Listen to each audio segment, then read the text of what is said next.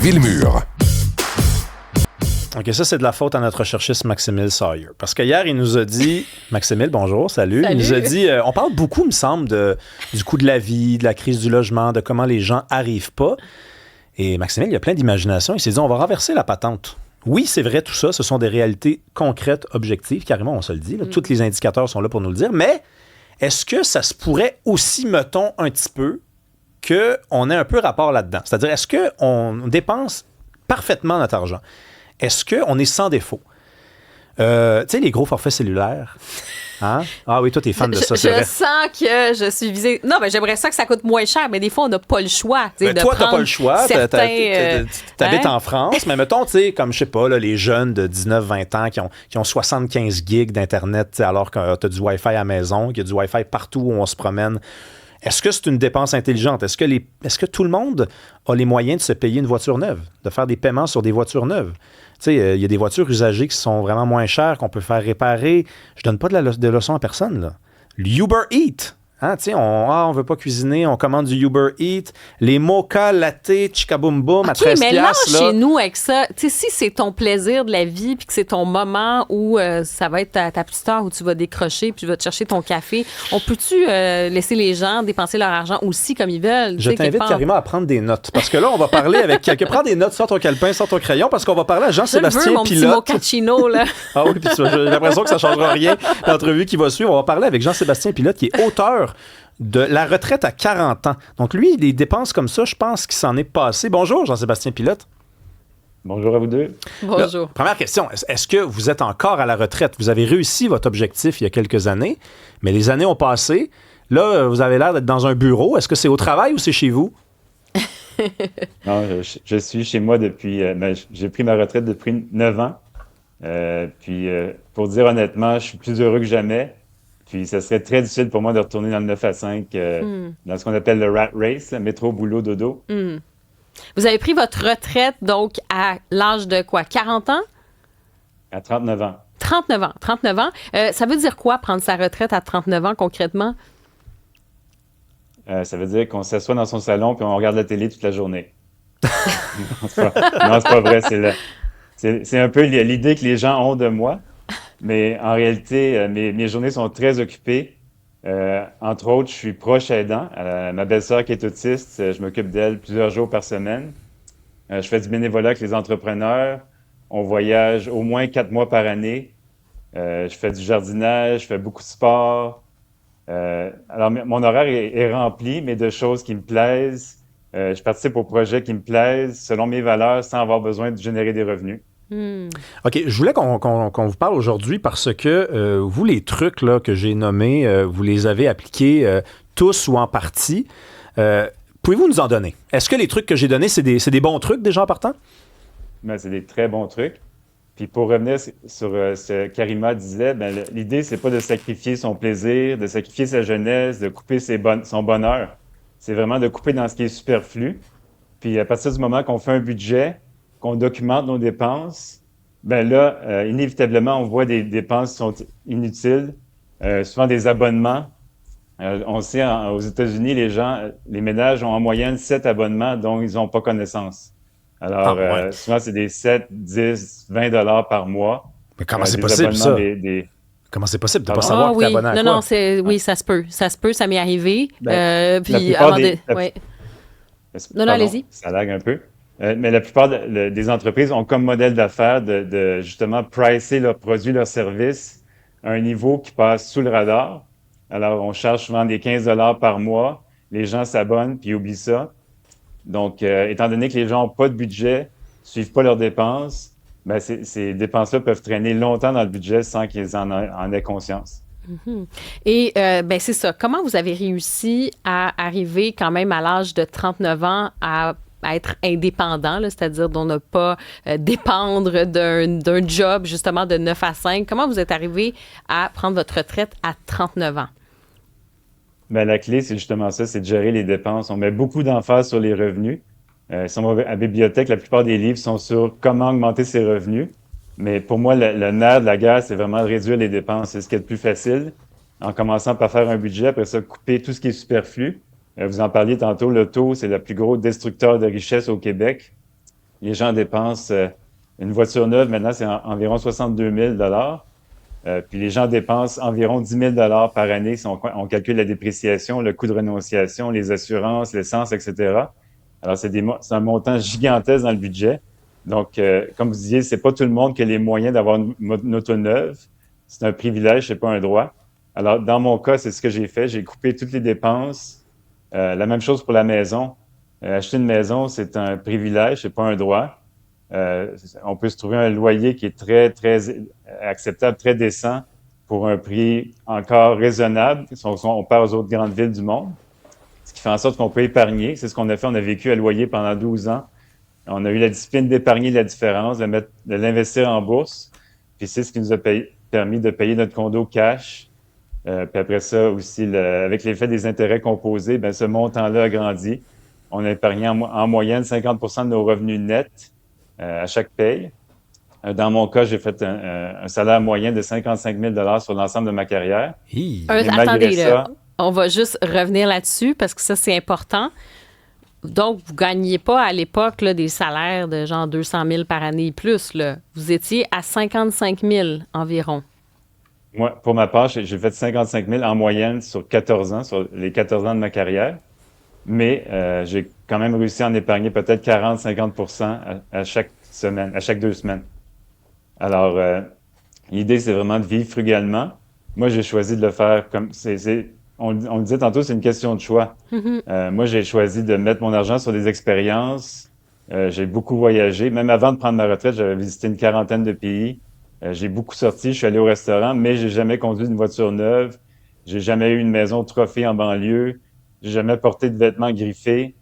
Alors, c'est vraiment les choix que j'ai faits qui m'ont mené là. Puis c'est avec le temps, la discipline, la patience. Mais sur 15-20 ans, avec l'effet des intérêts composés aussi, on arrive à un montant qui permet de vivre de ces rendements sans avoir à décaisser du capital, juste vivre sur les rendements boursiers. Oui, c'est ça. Vous vivez en fait sur les rendements. Mais sur le loyer, parce que là, il y a beaucoup de gens qui disent, OK, je veux bien, mais je ne vois pas comment c'est possible parce que je sais pas, mon loyer, mais c'est rendu que c'est tellement cher que ça me coûte 2 000 $ par mois pour un loyer ordinaire à Montréal. Bon, j'exagère à peine, là. Comment on fait à ce moment-là? Tu sais, le loyer doit coûter combien? Est-ce qu'on doit vivre dans un 1,5? Non, le loyer moyen à Montréal est rendu à peu près 1 500 $. Ben oui, c'est ça. On s'entend que c'est pas donné, Oui. mais le prix des maisons est tellement disproportionné que c'est encore avantageux dans la plupart des cas de louer. Parce que justement, un condo va coûter 450 000 $, plus les frais de condo, plus les cotisations spéciales, plus les taxes municipales, taxes scolaires. Si on calcule froidement, d'ailleurs, j'ai bâti un calculateur sur mon blog jeuneretraité.ca. J'ai bâti un outil Excel qui permet de comparer les deux scénarios. Puis dans la plupart des cas, c'est avantageux de louer plutôt que d'acheter. Après ça, c'est sûr qu'il y a une dimension, c'est pas juste une question financière. Je comprends, il y a une question aussi de qualité de vie. Puis je le comprends parfaitement, mais c'est juste, en achetant une maison, il faut comprendre qu'on va pas faire un bon rendement. C'est pas nécessairement un bon investissement par rapport à la bourse, par exemple. Puis c'est plutôt une question qualité de vie plus que financière. Mais là, Jean-Sébastien Pilote, il y a des gens qui nous écoutent puis qui se disent, bon, lui, c'est privé, il a mis 40 à 50 % de côté l'argent qu'il a fait pendant 14 ans. Puis maintenant, il est à retraite, mais tu sais, il doit se priver au bout. Là, il pourra pas arriver. Moi, ça m'intéresse pas. Là. Je veux dire, si je suis pour mettre de l'argent de côté puis me retirer, c'est pour ensuite vivre tout ce que j'ai mis de côté pendant des années. À quoi ça ressemble? Vous avez dit tantôt, vous vous occupez, mais financièrement, à quoi ça ressemble, votre retraite? C'est pas ce que les gens s'imaginent. En fait, la bourse a très bien roulé depuis quelques années, ce qui fait en sorte que je suis pas mal plus riche que j'étais il y a 9 ans quand j'ai arrêté de travailler. Puis donc, comme je disais, on voyage environ au moins 4 mois par année. Souvent, on passe l'hiver au Vietnam ou en Asie du Sud-Est. Après ça, on fait d'autres petits voyages ponctuellement. On va au restaurant chaque semaine. Mais comme je disais, j'ai pas de voiture, j'ai pas une belle voiture, j'ai pas une grosse maison, j'ai pas beaucoup de matériel. Je suis minimaliste, donc je possède à peu près rien. Mais je choisis d'investir mon argent, ou plutôt de dépenser mon argent dans des expériences. Alors, les gens qui font ces commentaires-là, je leur poserai la question à mon tour, qu'est-ce que vous faites que je fais pas? Alors, à part de posséder du matériel, Je sais pas, là, j'ai jamais eu de réponse. OK. Donc, le concept, ça a été donc d'économiser énormément. Puis ça a été à peu près là, sur un peu moins de 15 ans que vous avez réussi à arriver avec cette autonomie financière.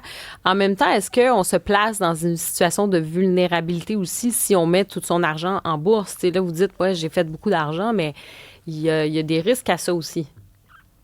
Oui, c'est une bonne question. Puis en effet, moi, j'ai vécu la crise de 2008. J'étais 100% investi en bourse. Je pas d'auto, je possédais rien. Tout ce que je possédais était dans le marché boursier. Puis en quelques semaines, j'ai perdu 50, ben pas perdu, mais mon avoir est descendu de 50%. Mais c'est des expériences, c'est des apprentissages qu'on fait, puis on réalise que toutes ces crises-là, ces crashs-là sont toujours ponctuels, temporaires.